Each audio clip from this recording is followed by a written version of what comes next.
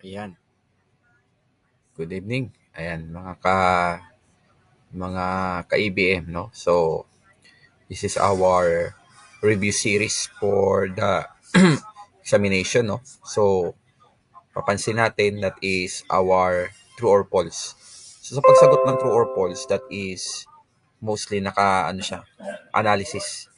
So, you can opt with analysis and also you can venture out with what the questions are taken from, no? So dapat alam mo yung basic concepts kapag true or false yung scenario, no? Sige, let's try this. Okay, number one, the statement of cash flows discloses significant events related to the operating investing, related to the operating, investing, and financing activities of a business. Can you a little bit discloses the significant events? So ano-ano nga ba yung mga events or mga activities sa statement of cash flows na related sa kanya? So that is operating, investing, and financing.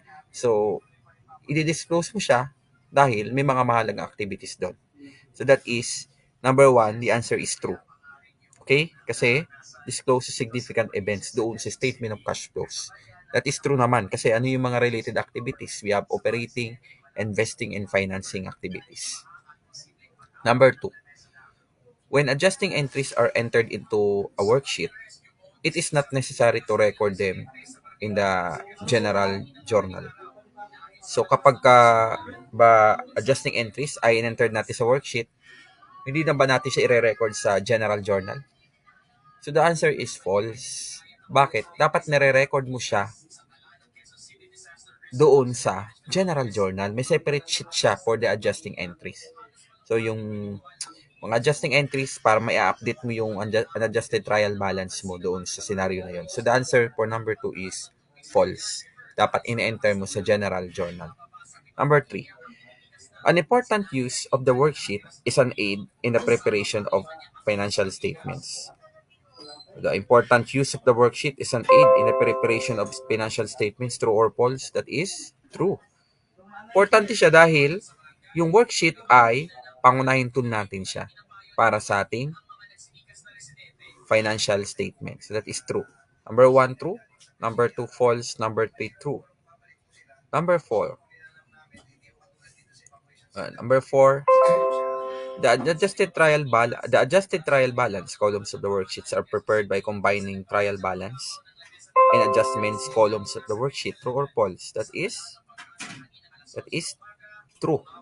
No, that is true because adjusted trial balance, the section we're in, yung unadjusted trial balance mo na hindi pa na-adjust, add or less mo sa adjustments, lalabas yung ATB mo or the adjusted trial balance. That is the total of your trial balance, unadjusted, less or add the adjustments na nakalagay doon sa worksheet mo. So that is true. Okay, number 5. When the income statement columns of the worksheet are initially footed, they should be out of balance with the amount of profit or loss. So kapag naka-initially footed, pag sabing footed, naka-vertical siya, no? From doon sa pinakataas, na debit niya bababa doon sa amount, no? So kapag balance na ba yun ng amount of profit or loss? The answer is true. Because kapag ka nagfo-footed ka, so ang balance niyan either profit or loss. Titingnan mo kung mas malaki ba ang debit niya sa credit niya. Papansinin sa income statement last. Kapag mas malaki ang credit mo sa debit mo, that is profit. Saan mo ilalagay yung profit? Doon sa debit side na maliit para magbalance siya. Okay? Kapag mas malaki naman ang debit mo sa credit account mo doon sa income statement, that is loss. So, ibig sabihin, that is net loss. So, kumbaga, iladagdag mo yung kulang mo doon sa credit para magbalance siyang dalawa. So, ganun yung ibig sabihin nun. So, titingnan mo kung ano mas malaki, credit ba or debit side ng income statement mo. Kasi pagka credit side mas malaki, that is net profit. Kapag debit side, that is net loss. Okay? So, yun ang lalabas na scenario. Number 5 is true. Okay, number 6, the purchase of land is an example of investing activities. or investing activity that is true. Sabi nga doon sa reviewer ko, if you purchase the non-current assets, that is pertains to the deduction. So investing pa din yun kasi yung perang ginamit mo ay pinambili mo ng lupa for your non-current operations o yung long-term operations mo. Either gagamitin mo siya for the building of the office or gagawin mo siyang investing activity. Depende yan sa iyo kung gagawin mong investment property. But of course, the land, kapag naka-operate niya sa opisina, gagamitin mo for the administrative purposes. Kaya, pang matagalan, no? Kasi itatayo mo dyan yung building mo. That is true. Deduction nga lang siya sa cash. Okay? Kasi magpo-purchase ka o mag-i-invest ka ng land. Okay? Number 7, the amount of owners withdrawals can be found on the worksheet. Yung amount ba ng withdrawals ay makikita mo sa worksheet? The answer is yes. That is true. Makikita mo siya sa worksheet mo. Okay? That is true. Number 7, true. Number 8, the balance sheet may be prepared solely by referring solely to the balance sheet columns of the worksheet. Parang sounds, sounds doubt ka. Kasi bakit balance sheet lang siya? The balance sheet may be prepared by referring solely to the balance sheet columns. No. Naka-referred ka din sa unadjusted trial balance mo, adjustments mo, unadjusted trial balance mo sa income statement mo. At magre-reflect yan doon sa balance sheet mo. So, hindi lang balance sheet by itself. It is false. Number 8, false yan. Hindi lang sa balance sheet siya nakabase. Okay, number 9. The worksheet should be prepared after the formal financial statements have been prepared. Okay, the worksheet should be prepared after the formal financial statements have been prepared. True or false? That is false. Ang worksheet ay piniprepared po before the formal financial statements. Dapat yung after mo, palitan mo siya ng before. Kaya the answer is false. Okay? Dapat worksheet muna bago ang financial statements. Okay. Number 10. The amount of for owner's withdrawal will appear in the income statement columns of the worksheet. True or false? That is false. Because owner's withdrawals should be appeared in your statement of changes in equity, not in the income statement. So kasi lalabas nito, i-close mo siya doon sa capital mo. Kaya ibabawas mo siya sa capital account mo. So that is number 10 is false. That is part of your statement of changes in equity columns or sa financial statement mo na ilalagay. Para kung lumitaw man sa balance sheet yan, wala na siyang withdrawals, kundi a-appear na lang doon yung ending capital mo. Okay, number 11. Buying and producing goods and services are examples of operating activities. That is true. The buying and producing goods of services and services are examples of operating. That is true. Buying and producing, part of your disbursement cycle para mag-generate ka ng income or working capital sa company. Kaya ang mangyayari example siya sa operating activities mo. That is okay.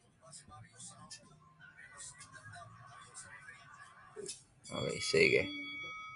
Okay. Okay, number 12. The account commission earned would appear on the balance sheet. Mag-a-appear ba yung commissions earned mo sa balance sheet mo? That is false. Because your commissions earned are part of your income statement, not a balance sheet. But yung unearned commissions mo, unearned commissions account ay part ng balance sheet mo because liability yun. Commissions earned to, that is part of your income statement. That is false, number 12. Okay? Number 13, the account wages payable would appear on the income statement. Wages payable. Mag-a-appear ba siya sa income statement? The answer is false. Because income statement ay part niya dapat ay wages expense, not wages payable. Part ito ng balance sheet. That is false, number 13. Number 14, a worksheet is more useful for a small entity than for a large one. Parang ano naman to? Parang ito ay maling statement naman. Importante siya parehas sa small entity and large. Kasi foundation yun ng financial statement mo. So gagawa ka muna ng worksheet parang pinaka-skeleton mo ng financial statement bago ka gumawa ng formal FS mo. So, yun ang pinaka-foundation mo. Kaya the answer is false, no? Number 14. Number 15. The purchase of equipment is an example of financing activity. Financing activity ba yung pag-purchase ng equipment? So, can you think of it non-current assets yung equipment? Nag-purchase ka. So, magge-generate ba siya ng financing scheme? The answer is no. That is part of your investing activities dapat. Hindi siya financing. So, the answer is false. Ang nagpamali dito sa number 15 ay yung financing. So, dapat siya ay investing dapat siya. Hindi siya financing. Maliban kung issuance of shares siya or issuance of long-term debts, that is financing. Purchase of equipment, that is investing activities. Okay? Number 16. Financial statements cannot be prepared correctly until all the accounts have been adjusted. The answer is true. Okay, dapat the financial statements cannot be prepared correctly. Kaya kailangan i-adjust mo muna, no? So cannot be prepared. So true to. Number 16 true. Hindi mo mape-prepared si financial statements unless na yung mga accounts ay na-adjust mo. Dapat i-adjust mo muna. So the item number 16 is true, no? Number 17. The total assets, total liabilities, and owner's equity on the balance sheet are the same as the totals of the balance sheet columns on the worksheet. Okay? So, ano ang tamang sagot? Is true. Because your total assets is equivalent to your total liabilities plus owner's equity is part of your balance sheet. That is real accounts or permanent accounts. So, part siya ng ating balance sheet. Okay, that is true. Number 18, the worksheet is prepared after the formal adjusting and closing entries. The worksheet is prepared after the formal adjusting. Dapat before. Dapat before muna. Kasi nasa process tayo, dapat during. Prepared during dapat yan. During the formal adjusting and closing. Okay, so dapat during siya. So that is false. Number 18. Number 19. Paying taxes to the government is an example of financing activity. Financing activity ba yung paying taxes? The answer is false. Paying taxes is part of the operations. That's why, dapat papalitan mo to ng operating activities. So that is related to your current operations. Yung paying taxes, not a financing scheme. So that is false. So inegate mo na yung financing, palitan mo siya ng operating. Okay, number 19 is false. 20. When the balance sheet columns of worksheet are initially footed, they should be in balance. True or false? That is true. Dapat balance siya, no? Hindi siya tulad ng income statement na titingnan mo kung balance ba siya sa debit side or credit side. Ito hindi. So balance dapat siya. So dapat correct yung ending capital balance mo, no? Bago ka mag-arrive sa balance sheet na total para mag-balance siya, no? Is true. Number 21, the balance of the accumulated depreciation accounts will appear on the credit side of the worksheet balance sheet columns. Ano ba yung accumulated depreciation? That is contra asset account. That is on the side of the worksheet balance sheet, siya ay credit. So correct to. Number 21 is correct. Liability account, ano siya? Contra asset account siya. Nakalagay sa credit side. That is true.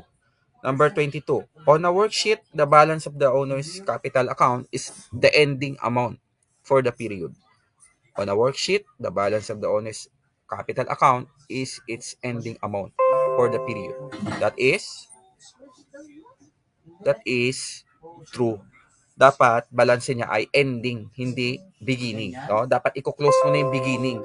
Kasi yung ending na yan ang mag-a-appear sa statement of changes in equity mo. Okay? Number 23, working papers. Pag sinabing working papers, yan ang ginagawa ng mga auditors. A paper that is represented by the work of the auditors. Yan ay pagmamayari ng auditor. So, provide a written record of the work performed by the accountant or auditor. That is true. So, yung working papers like ATB, the WTB, the working trial balance, the working balance sheet, the working income statement, part yan ng work ni auditor. So, dinirev yan sa kay accountant. Tapos si auditor naman, ang kanyang tawag naman niya ay working papers naman yan. No? That is true. Number 24, the worksheet is a type of accountant's working paper. That is true. No? Worksheet ang tawag sa work ng accountant's paper. Yung working papers naman sa auditor to, mostly. Okay? Yung accountant kasi pwedeng auditor siya and at the same time, accountant din siya. So kasi may tinatawag na compilation na arrangement or agreement sa kontrata na magpapa-account or magpapa-bookkeep si company, pero hiwalay yan siya sa assurance concept. So number 24 mo is true. Number 25, the amount placed opposite the owner's capital account balance, the balance sheet columns, is the amount to be reflected for the owner's capital on the balance sheet. The amount placed opposite the owner's capital account in the balance sheet columns of the worksheet is the amount to be reflected for owner's capital on the balance sheet. That is true. Okay, so dapat ano ba yung opposite ng owner's capital account? Yung mga withdrawals. So dapat ito ay the amount placed opposite the owner's capital account in the balance sheet columns of the worksheet is the amount to be reflected for the owner's capital. False to. Number 25, false to rather. Kasi opposite. Opposite the owner's capital account. That is false. 26, the balance sheet is also known as the statement of financial position. That is true. Ang balance sheet ay, dating tawag yan sa statement of financial position. So ngayon, ang tawag na sa bagong standards natin is statement of financial position na. Hindi na siya balance sheet. That is true. The financial position may be assessed by referring to a balance sheet. Financial position may be assessed by referring to a balance sheet. That is true. Okay? I-assess mo yung financial position mo through a balance sheet. That is true. Kasi yung financial position, that is katayuan ng company. Ano ba yung status niya? Meron pa ba siyang asset? Meron pa ba siyang liabilities and owner's equity na magsusustain doon sa kabuang status ng company? No? So, repairing siya. That is true. Number 27. Number 28. The heading for an income statement might include the line as at December 31, 2020. So, tandaan nyo class, as of, as at. Pag sinabing as at, that is ngayong buwan na to. Yung as of, sa buong taon. So, tama to. That is true. Hindi siya, tama siya. True siya. Hindi siya as of. Kung may as of man yan, sa income statement, mali yun. Dapat as at December 31, 2020. Kasi operations current lang siya. Pero pagka kabuuang taon na, as of dapat. So that is true. Number 29. The statement of changes in equity relates the income statement to the balance sheet by showing how the owner's capital account changed during the accounting period. Sa madaling sabi, that is true. So, siya yung magiging salamin mo para makuha mo yung ending capital balance mo. Okay? So, that is your statement of changes in equity. So, dapat ilitaw dito yung ending capital balance mo. So, yung beginning capital, add natin yung additional investments, add natin yung net income, less natin yung withdrawal, that is your ending capital balance. So, ang tawag ko dyan ay yung Bundy method. Beginning capital, add additional investments, add net income, less withdrawals or lowings is equivalent to your ending capital balance. That is true. Number 29. Number 30, the statement of changes in equity discloses the withdrawals during the period. That is true. Kasama siya sa computation ng ating statement of changes in equity. That is true. Number 30. So, yun lang, no, for the true or false question. So, sa madaling salita, yung true or false, test dito yung patience mo on how you analyze the situation. Okay? Again, thank you.